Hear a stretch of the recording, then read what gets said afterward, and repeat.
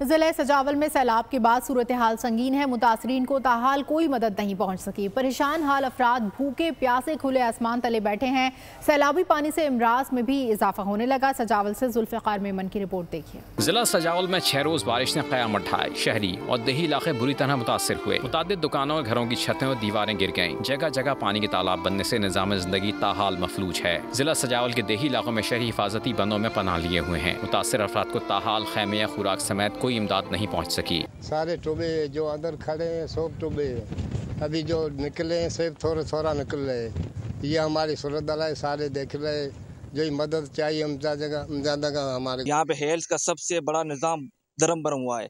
यहाँ पे कोई सहूलत हेल्थ की नहीं है और यहाँ पे कोई यहाँ हॉस्पिटल या कोई भी यहाँ डिस्पेंसर भी नहीं है जो यहाँ पे आए और लोगों की देखभाल यहाँ पे करे। इलाके में जगह जगह गंदे पानी के जोहड़ भी कायम हैं। मुतासरा शहरी वबाई अमराज का शिकार हो रहे हैं। सब्सक्राइब करें और बेल दबाएं ताकि कोई खबर रह न जाए।